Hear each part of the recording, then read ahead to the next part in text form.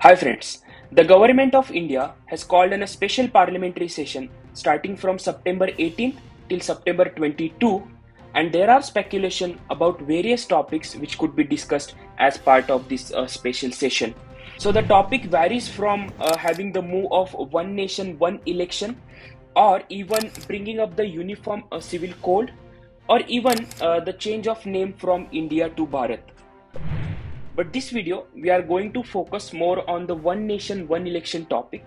What could be the advantages and disadvantages if the government brings that bill and gets it passed in both the houses of Lok Sabha and Rajya Sabha respectively. Guys, before I talk more on the one nation, one election concept, I just wanted to talk a bit about the current structure of the Indian democracy. So India follows the parliamentary democracy. That means we have a prime minister which represents the country, and the prime minister is being elected by the member of parliaments which are elected by the people of India. So there are two levels of governments if we talk more about it. One is the state government which operates in that state and having its own rules and regulations.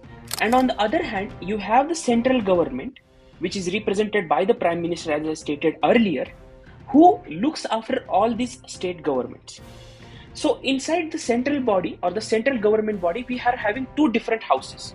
One is the Lok Sabha, or also called as the lower house, where the representatives of Lok Sabha are directly elected from the people, where people vote and elect the member of parliaments in Lok Sabha.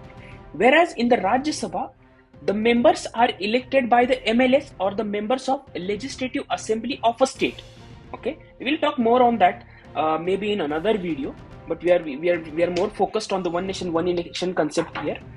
On the other hand, on the state level, we are having again two houses. It's not necessary that each state will have these two houses, but most of the states have these houses. One is the state legislative assembly, which is also called as Vidhan Sabha, and on the other hand, we have the state legislative council, which is Vidhan Parishad. So this concept one nation, one election is not new. When India got independent in 1947 and when we had our first election in 1952, we were following the same approach of having the state and center level elections at the same time. This process followed till 3 elections, and in 1967, the Punjab Assembly, or the State Assembly of Punjab, got dissolved prematurely before its tenure is completed, and there we broke this chain of having the one nation, one election. After that, the state assemblies are having their elections on their own time after completing their 5-year tenure, and the center continued to have the 5-year cycle of the central government election. India did not get into this situation intentionally. It's just a byproduct of the states getting their government dissolved, or in some cases, the Indian central government could not complete their 5-year tenure, and we are having the elections for state and center at different times. This cycle is continued till today. You can see that in 2023, we had the elections of the states such as Karnataka, Meghalaya, Mizoram. However, in the upcoming year in 2024, we are going to have the elections of the states such as Rajasthan, Madhya Pradesh, and there are few other states. So basically, and in 2024 at the same time, we are having the central elections as well. So the concept which the government might bring in the bill is to have all these elections again back at the same time. So we can see now what is the intention of the government here, what they are trying to do. So let's just discuss some of the advantages and disadvantages of this move, on what could go correct and what can go wrong with this new concept. The first advantage, as we see, is that the Election Commission of India will not frequently impose the model code of conduct. The Election Commission of India is the body responsible to conduct the elections throughout the nation. So be it a state level election or the central government's election, this body plans the election end to end. So when the dates are being announced for a specific election, let's say it is happening in a specific state. So if the election is announced in that state, so from that date till the election gets completed, there is a model code of conduct imposed by the Election Commission of India in that specific state. So what is this model code of conduct? So as part of the model code of conduct, any political party which is running the election or their respective candidate cannot take the help of central government to announce a new scheme into that specific region where the elections are being held, or they cannot even start a new project in that specific region. So if an election is happening in, let's say, for an example, in Madhya Pradesh, if the elections are happening next year, so when the election dates are announced by the election commission, from that time till the elections gets completed, there should not be any new schemes introduced for Madhya Pradesh by the central government. And why is that so? Because this can impact the voters, and they might vote towards the party leading in the center, considering that they are announcing the better schemes, and as they are holding the current control on the government. So due to this reason, this moral code of conduct is having this rule, and because of this, the development in a specific state stops for the duration of that election. Let's say if the election duration is 4 months, then for that 4 months, there will not be any new scheme running in that state, no new projects will be initiated.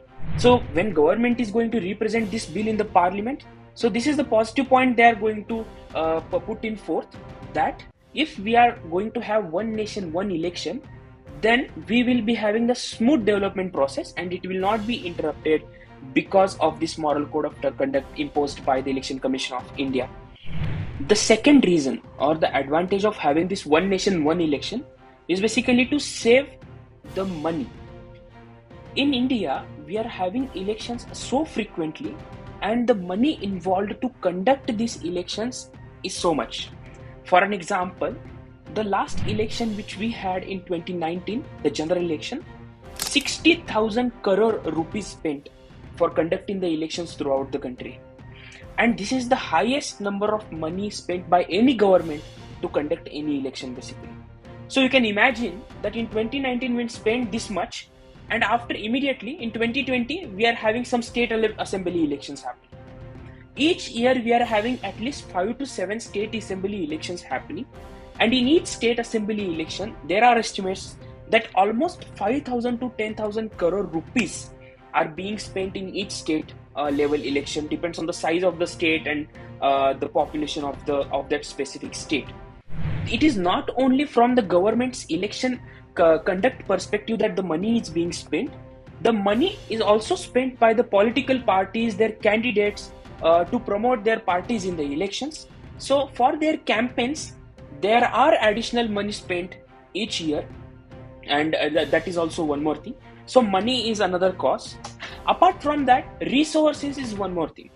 So resources, that means the government personnel, like the school teachers which go into the election, or any government personnel per se who takes involvement to conduct these elections, have to go for working towards the EIC each year if there is an election held at some place. Let's say in the same year, if there is a state election happening and there is a central election happening, so those personnel is to be used 2 times for 2 different elections.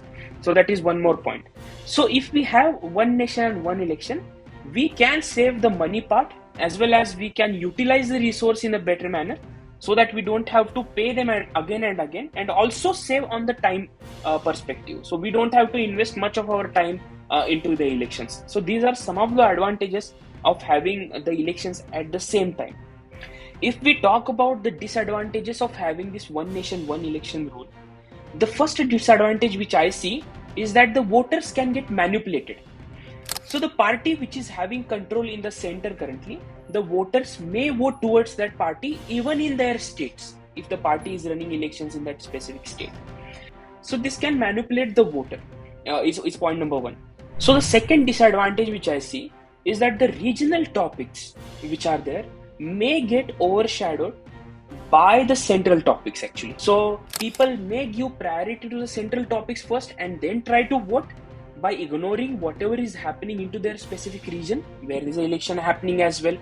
So that is again a possibility, and this will end up in having the same governments in the state and the center most of the times. So the central government is getting benefits out of this, is point number 2. The third and most important point which I see is basically, once the elections are completed, then the politicians will not be answerable to the people till the next election comes. So what happens today? Once, let's say, a state election is finished, then the political party has to be ready for the next election, and there they will be answering to the people's questions because they want to get elected in the other state as well, and they will not have the assertive approach of sitting calmly and ignoring the questions of the people. But if the elections are being held at one time, and then we are going to have the next election after, let's say, 5 years in the case of India, then in that case the politician may be relaxed and they can ignore the questions of the people, considering that there is no further election coming soon. The experts are even saying that this bill is against the Constitution of India, and this may break the Constitution morals which we have, and this is also against the rights of the states assemblies actually, that the center will decide on when to dissolve the assembly, when to conduct the elections and all that. So yeah, so these are the advantages and disadvantages which I see from the one nation one election concept. Let me know your thoughts in the comment section, guys, and see you soon in the next video. By the way, this is my first video. I'm going to improve the camera quality and the sound in the upcoming days, and you will be having the better experience going forward, are the words. Thank you for watching.